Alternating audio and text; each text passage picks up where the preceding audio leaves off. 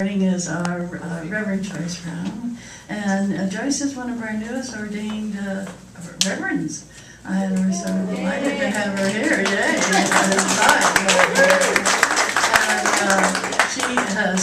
And in fact, she drives all the way over from Santa Cruz, which really impresses the heck out of me to get up early. And but she also has a chauffeur. Thank you, Patty Baker, for bringing her over. So, Joyce, are you ready? Yes. Okay. Oh no, you've got notes. I always bring notes. I know. Come on up. Hey, come on, here we go. Woo. I came today just for you, my darling. Okay, well, we're going to kick you then. Thank you. Don't kick too hard. Good morning, everyone. Good morning. I always bring notes. Do I use them is another question. You like to think that you can do it, wing it, maybe do a note, a sentence.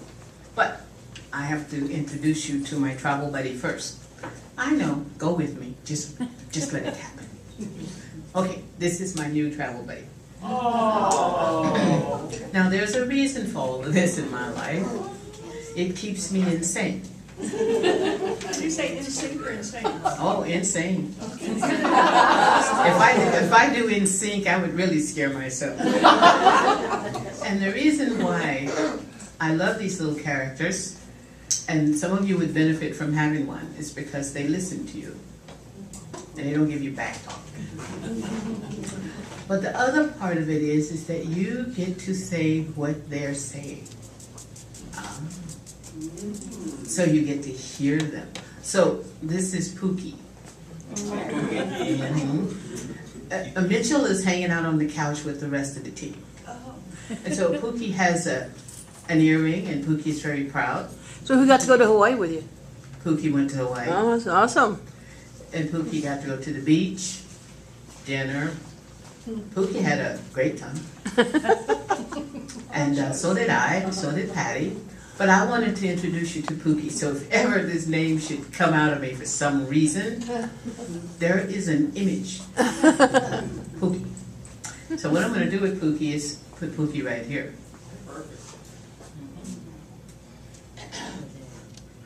Hey, Pookie. Hey. Pookie likes to see things. Now that I've gotten Pookie out of my system for the moment, There's Pookie. we're on an amazing journey in life.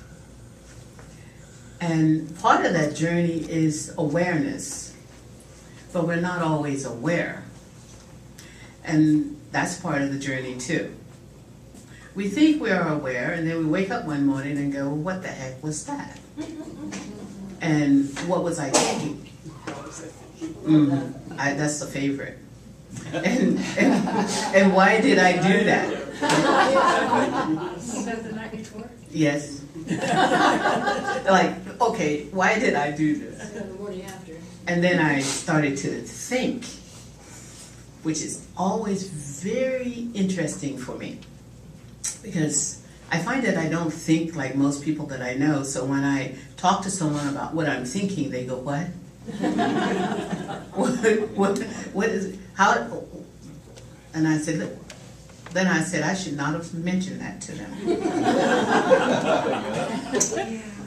Because I've found that over the years that how I process things are uniquely mine, just like how you process things are uniquely yours. Where we run into the hiccup is when we try to explain it to someone. And if you're working with someone or you're attempting to explain yourself to someone who is doing logic that day, forget it. So, vows came up for me. I've been working on several topics that have intrigued me, been a part of my life for a long time.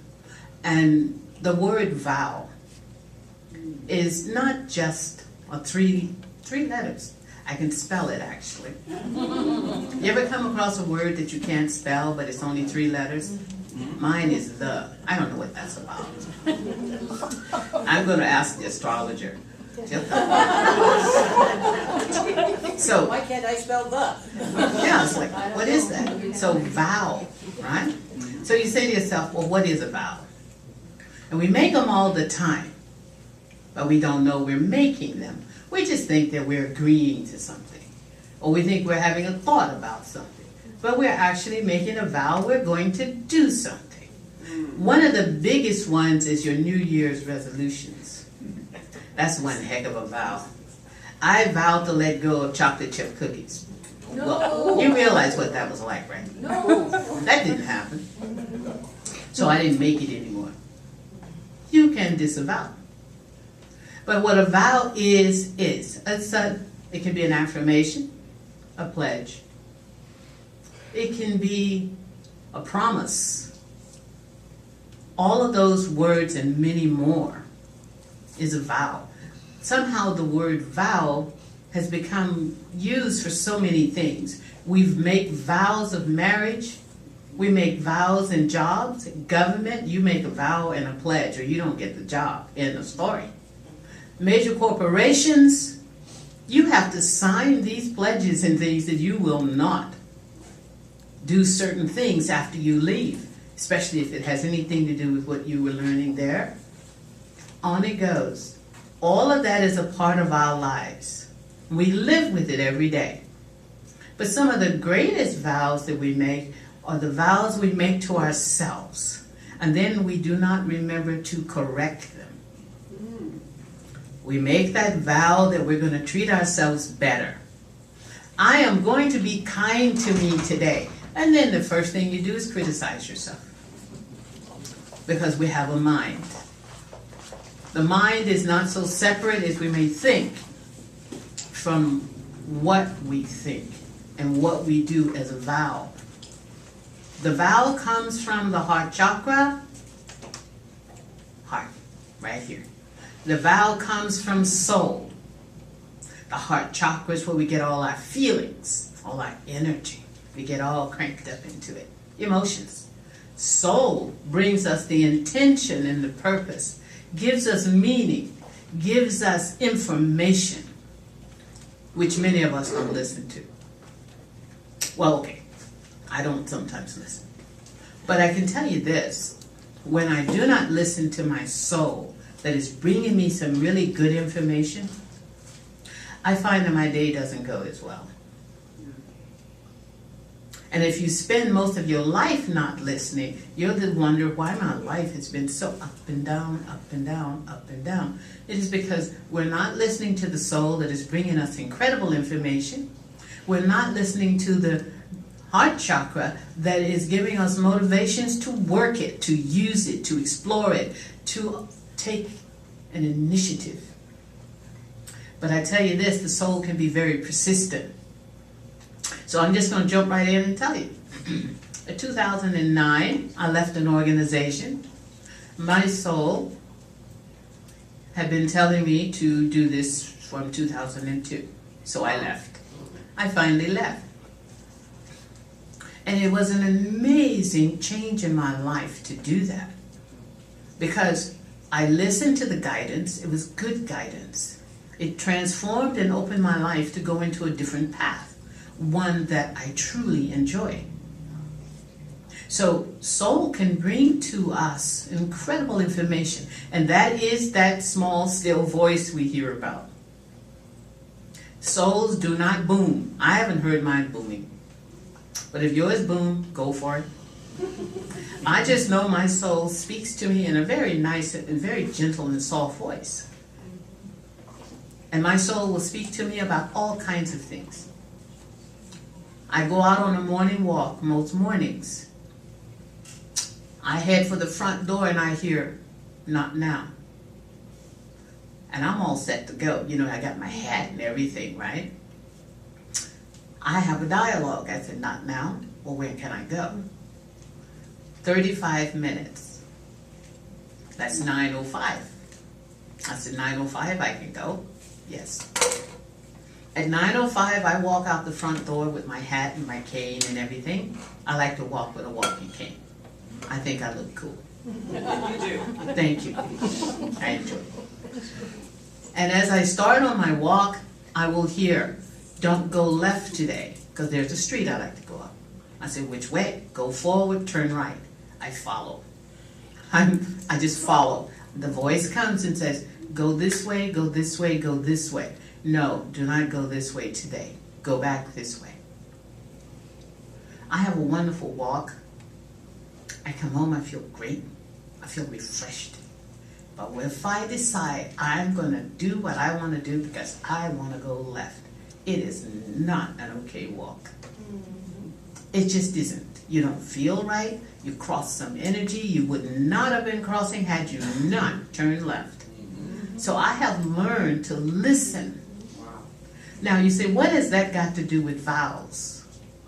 It has everything to do with vows. It has to do with messages and pledges. It has to do with information that you receive from your soul. Our souls has come in to help us to move through life. And I believe that part of the soul's messages is to help us to understand who we are through giving us messages as affirmations, as directions, as pledges and promises to follow. And all of this is what a vow is. So if you take the vow word out and say, I make an affirmation to walk 5 days a week. I vow to walk 5 days a week. I pledge to walk 5 days a week. I have made my affirmation to walk 5 days a week, and I am walking 5 days a week. It all is the same. But do you listen? Are you paying attention? Are you following? Are you open enough to get that little insight that sometimes comes in such a way that you may miss it? But when you can listen and get that clarity,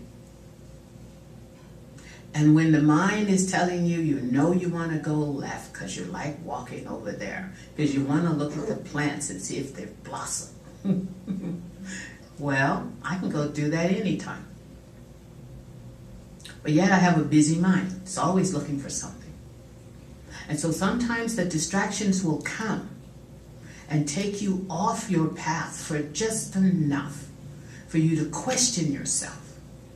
And then you begin to go against that wonderful voice. You start to not listen. You start to not pay attention. And this is when I believe we start to dig that hole. And when you dig the hole, you have to stop and say, I dug this hole. And it's getting pretty deep because I'm up to my knees. And I'm not very tall. So I figure when somebody hits 6 feet, they got a serious hole. But if it gets up to your knees, I don't care how tall you are, that's a hole. And you put yourself in it, and you're saying, oh no, I'm fine, I'm fine, I'm fine. I'm doing well. I'm following my guidance, I'm listening. But you're not. Because most of all the words that will come out of you around everything you do is a complaint. You criticize yourself and you complain because things aren't going the way you want them to go, and that is because you're not listening to your soul and you're not following your heart chakra. We have a mind for a reason, though sometimes I question that. I've been known. But we do have minds that are absolutely wonderful. But we also have to, as you well know, I believe in it, we have to learn how to manage them. Because if you don't, the mind will manage you. And you will ignore all the wonderful things that you proclaim, which I think is another word for a vow, quite frankly, that you will do for yourself. But you will say, oh, I can do it tomorrow. You know that one? So I say I'm going to walk 5 days. I'll walk Tuesday. Tuesday come, I don't get comfortable now. Have not got those PJs off. Wednesday come, well, I'll make up for it. And if you're not careful, Thursday, Friday come, and you have not got out of the PJs or the front gate. Because you're listening to the mind letting you say, the mind is telling you, oh, don't worry about it. You can make it up. You can make it up. Well, I've made that affirmation to myself. I've made that vow to myself. And it's very important for me to honor it. So these vows and pledges and affirmations, it is all about treating you well, is what it's about. It's not about forcing yourself to do anything. We all have the option to do it or not do it. You can change, you can say, well, I'm going to walk 3 days and follow that, start off that way. I heard a talk here about, a young man gave a talk about, start off walking for the first 20 minutes, and then add a minute, add 2 minutes, add 3 minutes. And when I heard that talk, I was very tired. I had a lot of things going on with me, but I didn't know what they were. So I started going to see my doctor. I said, I need to know what's going on. I've gone from having a lot of energy to not having any, you know. And I started walking 20 minutes. I'd time it. And I'd go home and I felt fine. And I got myself up to 22 minutes. I would trust the inner voice. What did the inner voice say? 22 minutes. Stop, go back. Well, the thing that I failed to take into consideration, that I also had to walk 22 minutes to get back. So I did 44 minutes. But here's the point, I actually felt fine. Really, I was, me and time is, I don't vow around time. No. Dottie knows me enough to know Joyce, so I vow around time. So, do 25 minutes. And then the voice says, walk up to the red bush and turn around and go back. Started giving me imagery. Right? So I walk up to the red bush and I said, well, which red bush? Because on this one street there was lots of them. So this one on your left coming up. And I get there and I said, here, yes. And I turn around and go back. And it got farther and farther that I could make the loop. I could do a 50-minute walk. Just make the loop and make the loop. But my inner guidance still comes in on certain days to let me know I am not to be doing what I think I'm going to do. Because you're not up to doing more today. It's going to be warmer than you realize. You started a little later, and I cannot take excess heat just by being in it. And so I've had to learn to pace myself differently. When I listen, I'm great. When I don't listen, I pay the price. So when you take a look at it, everything that we do is based around some form of information we receive. So if you want to call it a vow you receive, that's fine. You want to call it an affirmation or a promise or a pledge you make yourself, that's fine. But use a word that works for you. Don't use a word that you should use or ought to use. Those are not very good words usually, because you're not doing it for you. I started walking for me. I didn't start walking for my doctor. I started walking because Joyce wanted to feel better. And I started to walk with awareness that I was doing this for me. And because of that, it gave it a different meaning. That was my promise to myself. That was my affirmation to myself. So the thing about a vow is, it's not complicated. It was never meant to be. But I want you to know something, that it hit me last night, that I kept coming across things that triggered in me the idea of what a vow could mean. And it's like, think of the vow as the word or words you use to express something that you want to do. And that you send that word out when you think it, when you say it, when you write it, speak it, share it with someone. It goes out. It's not just something you keep locked inside you someplace. Remember, you are an expressive person. Whether you are conscious of it or not, you're talking. Because our thoughts do not stay wrapped up around us. If they do, well, Okay, that's a whole nother story. that is such a, well, if you're wrapped up, oh, I'm just going to go there for a moment. If your light around you is so thick and trapped around you, and that you don't express your thoughts and they don't leave you, you become wrapped in like this not a very good cocoon of negativity. And so you begin to literally take yourself apart, wear yourself down, fatigue you, or we can simply create what we simply call illness or sickness of some kind. Spiritually, emotionally, physically, mentally, we can create that. Financially, friendship, relationship, everything. Because there is no expression. It must leave us. If you've ever heard that someone simply decided to lay down and die, because people do, that's an amazing thing to do. And people do it. Life had no meaning. They kept it all inside. They did not release it out. And the soul got it. So this is all about soul. Soul gets it. You keep telling your soul you're ill, you get ill. Soul and body, soul and message center are going to give you some illness. I am too old. Okay, fine, you can't get up out of that chair. You can't do this. We have things that happen to us. It's not about those kinds of thinking. Okay?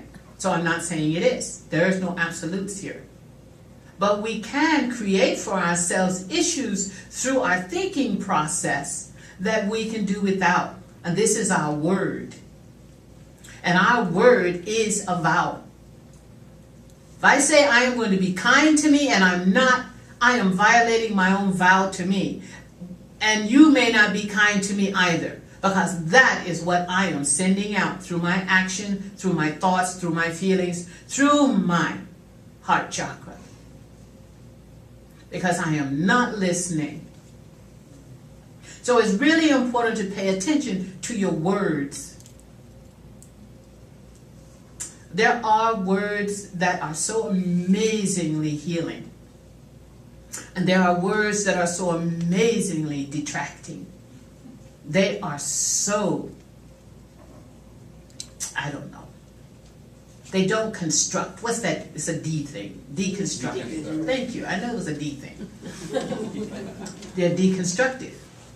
They take us apart piece by piece. And then we begin to wonder, well, what is it? I was doing so great. And I would say, what are you saying? What's your vows to you? What are you promising you? What are your affirmations to you? What are your pledges to you? What are you saying? And you go back and you look at it and you go, I started telling myself I wasn't good enough. And so that became your vow. I'm not good enough. I don't mess with that one. I don't tell myself that. Okay? I used to have a couple though. I always wanted to know, what was I doing to not to be loved? And it puzzled me because I couldn't figure out what was going on with me and my mother. And then I realized it wasn't me. Oh, hello. That was like, you turn that salt shaker upside down thing. Let it run out. I said, ooh, that just ran out. It wasn't about me. I used to wonder, why is it that sometimes people don't understand me? I think I'm speaking really clearly. Then I realized I am not saying what they want me to say. So that wasn't about me. So when you start to pay attention to your word, and it's very powerful, your word, you begin to realize something rather unique, that you're perfectly okay. But you have to honor you and respect you. And when you do that, others will do it. And if they don't, that's okay. I can be civil. I'll say good morning to you, whether you say good morning or not. It don't matter to me. I'll say good morning. And if you keep walking, that's fine. And I see you the next day, I'm going to say good morning. You keep walking, that's fine. And if you don't want to say good morning to me and you might turn your head this way, that's fine. But I made a vow to myself a few years ago at a very difficult time in my life. I had just heard that my sister, Letty Ann, had died. And I had just spoken to her on the phone on Monday and she was gone on Tuesday. But we made peace on Monday, which was interesting because we had had a pretty good brouhaha. But two things. I did something my father told me. And I always talk about my daddy because he's very instrumental in my life. He told me, don't you bow your neck so someone can put their foot on it.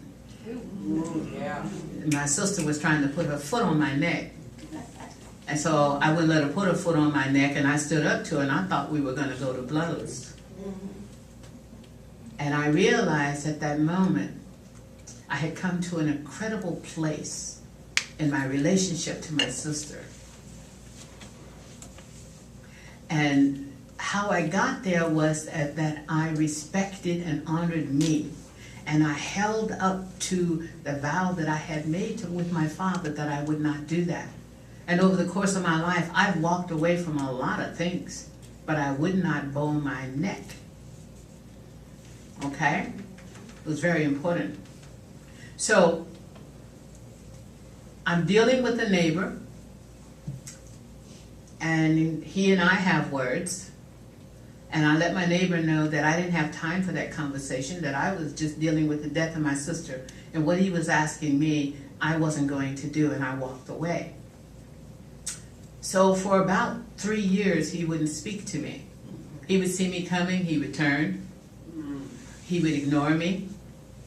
About a month ago, he started speaking to me. I never ignored him. I wouldn't walk around him. I didn't act like I didn't see him. I held my peace. My thoughts were very clear. I was not going to bow my neck so he could put his foot on it. I don't care where else he put his foot, but it wasn't on my neck. You know? So he started speaking to me.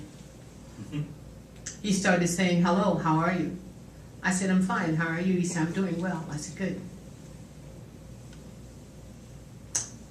So sometimes when you honor yourself through your vows, good things will come. It may not seem like it's a good thing when a friend goes their way, or somebody you may have known for a long time, or the neighbor, do not speak to you, or whatever it may be.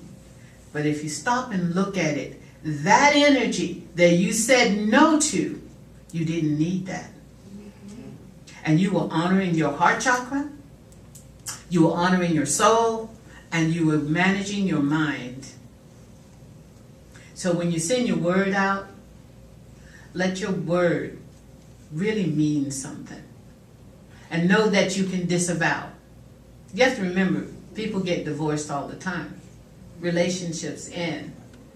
You do something to end contracts. You do things to make a difference. You stand up to people and say, no, that is not going to work.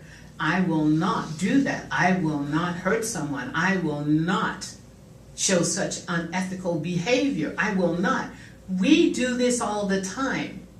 But we have to become more aware about sometimes the small things that we do. And those are the small things that we do to ourselves when we have words and we don't pay attention to the word that we are saying to ourselves. So I just wanted to say that to y'all today. That vow thing came up on me. By the way, one of the biggest vows that I ended, and I'm going to say it in a, okay, can I shoot for 2 minutes? Yeah, I'm going to do it. You can go longer. You've got another 5 to 8 minutes. Oh, hello. I'm going to tell, I'm going to hit the, That's cute. wait. I was dealing with betrayal. And betrayal, that's an amazing word, isn't it? I can actually spell that word. You know what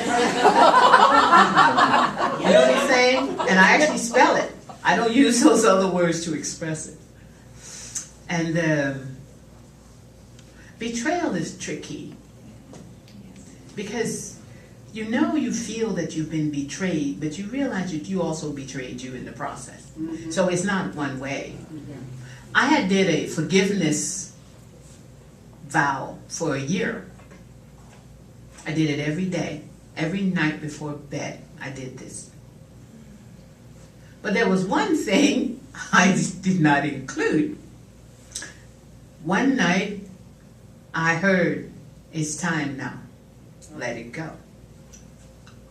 So I was doing, it was like one of those spontaneous letting go, disavowing, a vow I had made.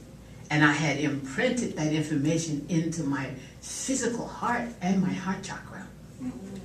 And when I did it, I saw this, it opened, my heart opened, and this blue and crystal light came out, and it gave me pain, and I remember doing big pain sound, and it shot up through the ceiling and up into the universe. And I felt such immediate relief. And I believe that that has had a lot to do with me having gone to the doctors in the last year or so, and they keep trying to find out what's wrong with my heart, but they can't seem to find anything. I believe had I not released that, I would have hurt my physical heart. Yes. And I believe because I released that, my physical heart is fine.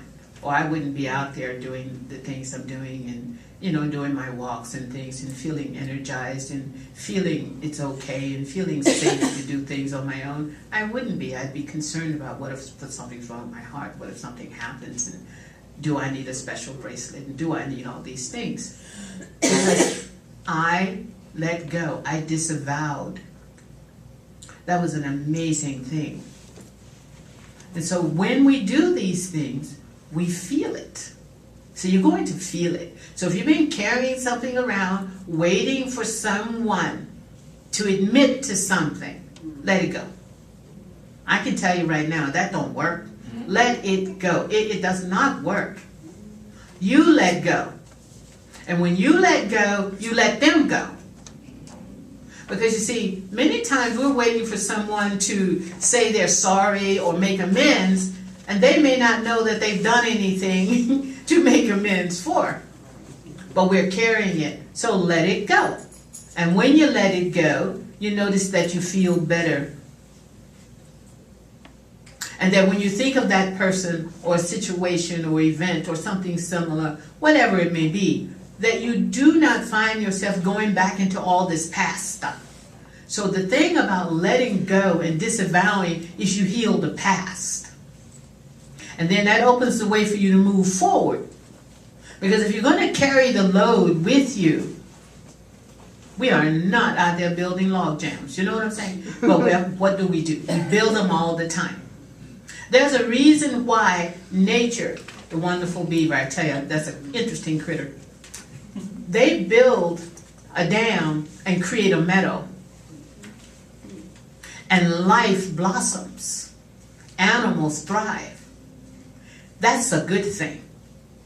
But when you build a dam in your heart chakra and you block communication to your soul, you do not thrive.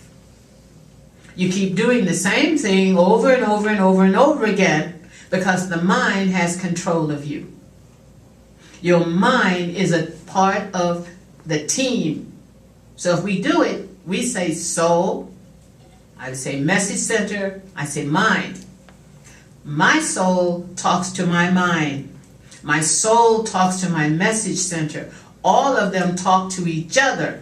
And if I don't want to listen because my mind is trying to get at me with, you know this, then that is something I have to deal with. But to ignore that I am getting a communication, and I'm knowing that this communication makes good sense, and I ignore it because I want someone else to do it, I want someone else to say something, I want someone else to act a certain way, that's for me to live with. And so, I wasn't going to tell you this story because I haven't copyrighted it. But I'm going to tell it to you anyway. I have to use the ASS word. Okay, right. All right? Tell us All what. right. Y'all, anybody in here not 21? Come on. Own it up. Here's one lead. All right. Okay, we're all 21. Good. So, my daddy, Joseph, told us this story one day. We were sitting out on the front porch, and this big Great Dane was brought along the road by a guy on a horse with a big rope on the dog, taking the dog over to the levee where there was a huge pasture of heifers, beef cattle. After we went up on the porch because the dog scared us. We were used to hound dogs and shepherds, manageable dogs. This one was almost as big as the horse, right? And Daddy thought it was funny, but I felt safe because I had Daddy. Let's just call it what it is. I was safe. I figured Daddy could handle that dog. So when the guy left, he went up the road. Daddy sat us down and told us a story. And the story is called How the Bulldog Got Its ASS. That's what the story is called. So, God created heads and ASSs. And so when God created them for the dogs, he put the shepherds and the hound dogs in charge. And they were making sure all the dogs got the right ASSs. But the bulldog got impatient. And the bulldog stepped in and said, no, get them as you get to them, children. Get them as you get to them. And the bulldog kept saying it. Get them as you get to them, children. Get them as you get to them. Get them as you get to them. And so all the dogs were just grabbing asses. Heads were grabbing asses. And at the end of it, Daddy said, you ever look at a bulldog? We said, yes, Daddy. He said, you notice he's got a big head and a little ass? And we said, yes, Daddy. He said, well then. He says, you know what the story means? We said, no, Daddy. He says, don't let your big head get your little ass in trouble.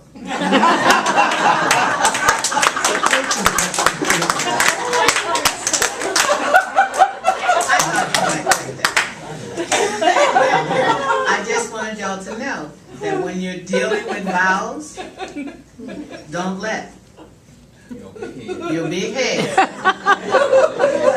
get your little asses in trouble. Thank you.